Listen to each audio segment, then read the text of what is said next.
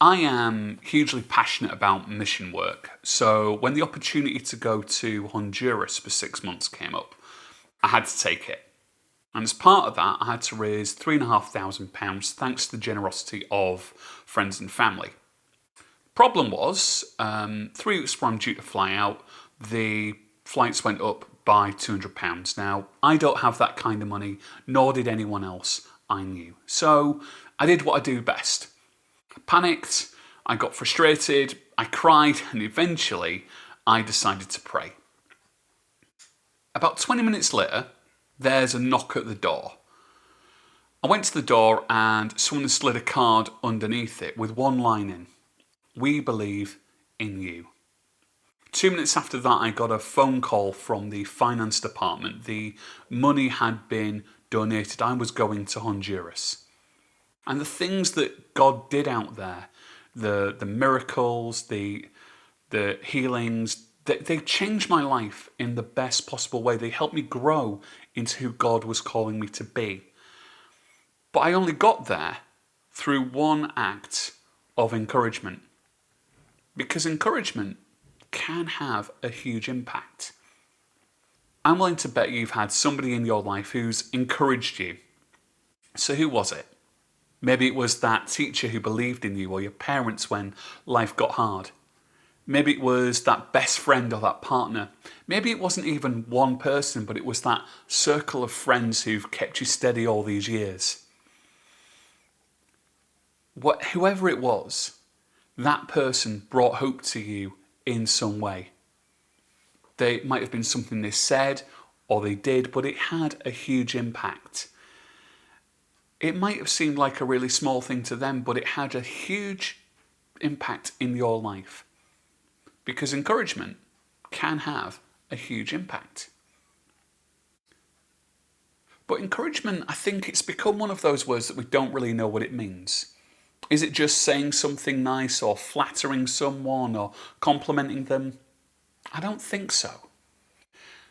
Proverbs 18 says, "For there is power of life and death in the tongue." And I think that's what real encouragement is. It's the power of bringing life. It's affirming people in who God made them to be. It's helping people see the hope in God.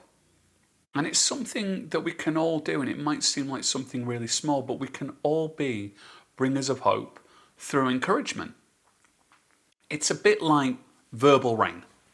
So when the rain falls on a plant, it encourages the plant to grow, it thrives, and it bears fruit. This plant literally comes to life. And encouragement does the same thing in our lives. When we receive encouragement, we grow into the people that God calls us to be. We thrive in that calling and we bear spiritual fruit. True encouragement, no matter what it looks like or how small it seems, can literally bring life. Now, my weight has been an issue for me for a long time. About 2 years ago, I hit my heaviest at 19 stone or 120 kilos. And truthfully, it got to me. I knew it was my own fault for getting there, but I lost all my enthusiasm and my joy. I knew I needed to do something about it, but I couldn't find the motivation to do it. Now, over the past 2 years, I've lost 4.5 stone or 59 pounds. But what's gotten me there is encouragement from other people. And it seems small, but it's brought life. Messages, texts, supportive comments, advice. People really have encouraged me. It might seem like a small thing, but it's made a huge difference in my life. My weight was an area I was desperately in need of encouragement, and it's where I didn't see hope, and those little things have brought life and helped me make a positive change. And the truth is, I think whether we'd admit it or not, we all have those places in our lives where we're in desperate need of encouragement, where we maybe need someone to speak life or bring truth, where we need that verbal rain. Maybe we're struggling with job searching or debt or singleness. Maybe our marriage is in trouble or our finances don't work. I don't know. But what I do know is this: we can still give a lot when we have a little. Our words will always fit somebody's wound. And we can all be bringers of hope through encouragement, no matter where we're at. Those small encouragements can have a huge impact in people's lives and in God's kingdom.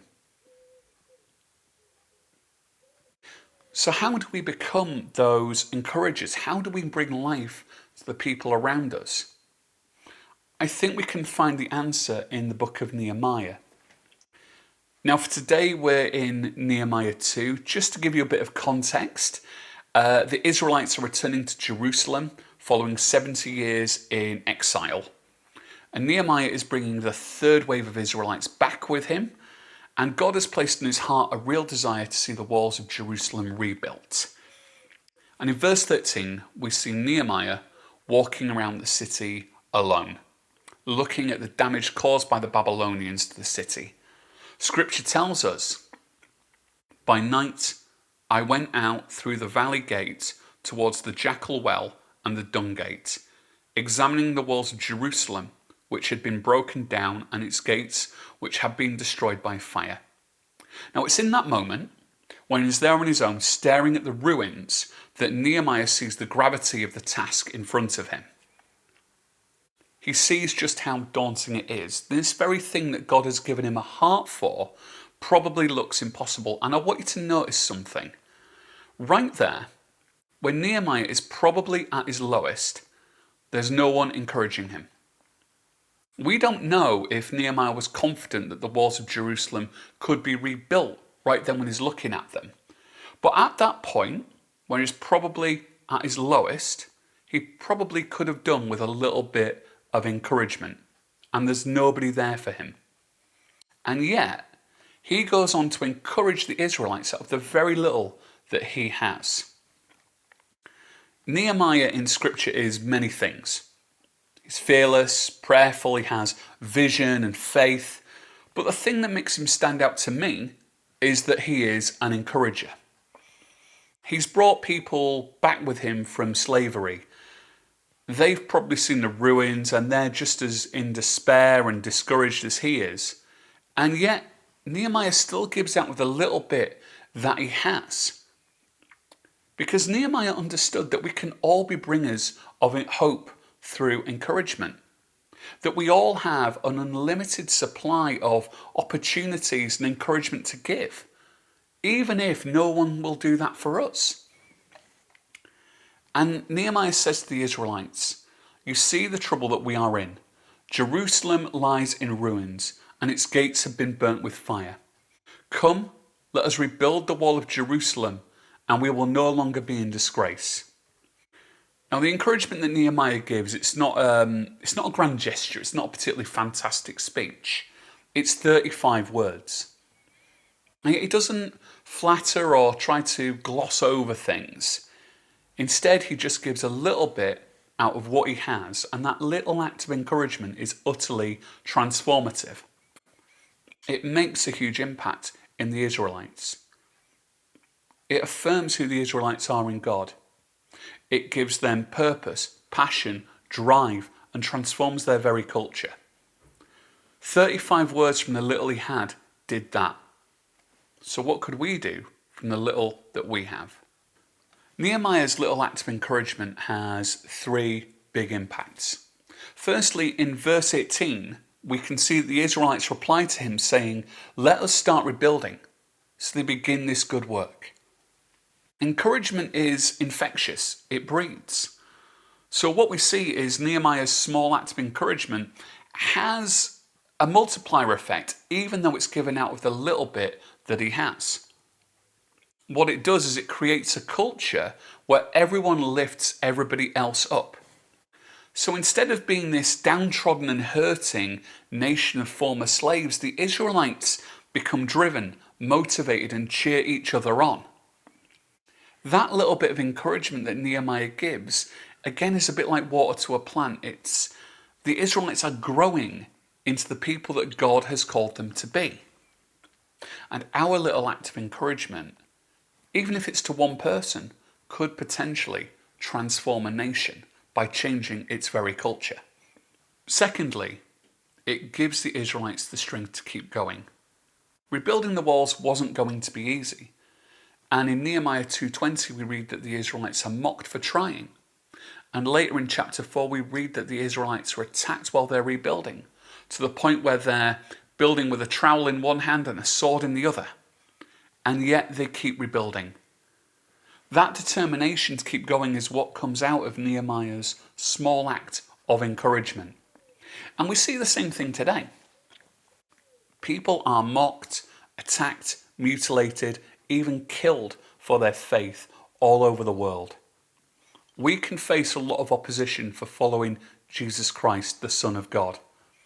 And yet, when we give that encouragement, it might not seem much. It might come out of the little that you have, but it can give someone else the strength to keep going through adversity. Thirdly, Nehemiah's little act of encouragement causes a miracle. Nehemiah 6:15 tells us, so the walls were completed in 52 days. Now I live in a city surrounded by walls. There is no way you could build those in 52 days. And when I visited Jerusalem as a teenager, those walls seemed so much bigger than York.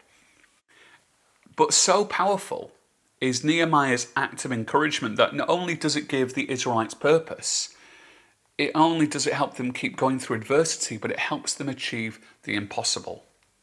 Those walls should have taken years to rebuild. Instead, it's 52 days.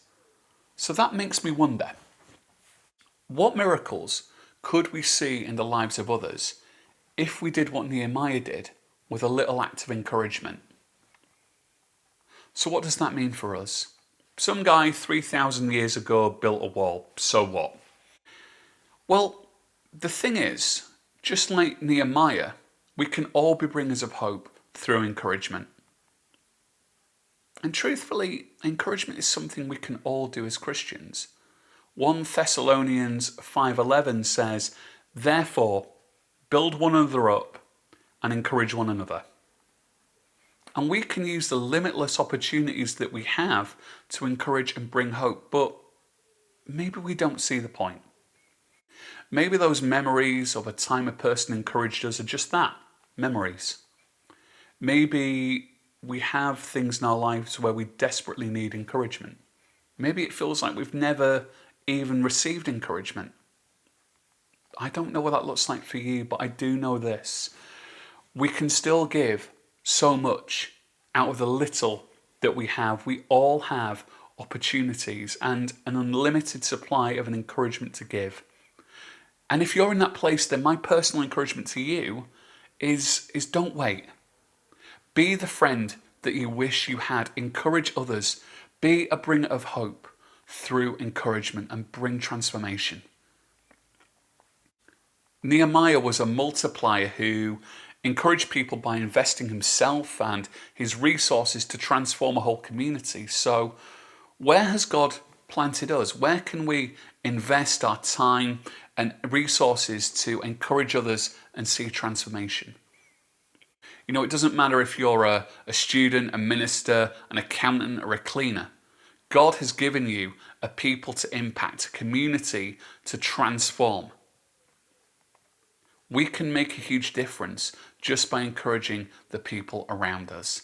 And just like Nehemiah's 35 words, it might not seem like something really big, but we don't know how God is going to use that to transform the lives of others around us. Maybe we pick up the phone and call someone having a hard time. Maybe we tell somebody about that thing that we really value about them. Maybe we create an opportunity for somebody, or we invest our time or our money. I don't know. But whatever it is, it might seem small, but it can have a huge impact. And whatever it is, we can speak life and bring hope and encouragement into those places where it's needed the most. I'll give you a practical example. We've all been ordering stuff online to cope with lockdown. So what are you saying to your postman or your Amazon delivery guy or your delivery company of choice? How are we encouraging them? We can encourage everyone God puts around us, even if it looks small. When we look at Nehemiah, he didn't just stick to his friends or the people he felt comfortable with. He actually encouraged the entire nation of Israel, everyone that God placed around him. And if we want to be bringers of hope through encouragement and see transformation, the fastest way to kill that is to be stingy with it. To only encourage our friends or our housemates or the people that we like. The impact that encouragement has multiplies the more we do it, the more outrageously generous we are with it. God has placed people in our lives who need encouraging. In our churches, our work, our social media, all we have to do is look around. Each of us has an opportunity to follow Nehemiah's example, to be a bringer of hope through encouragement. And that could look different for each of us, but the results are still the same. Lives transformed, communities impacted. That verbal ring will come into people's lives and encourage them to become who God calls them to be, to help them thrive in that calling and help them bear spiritual fruit. Our small encouragements can still have a huge impact, and we can all be bringers of hope through encouragement. So let's get out there into our communities, into the places that God has planted us, and bring encouragement and hope, just like Nehemiah. Cheers.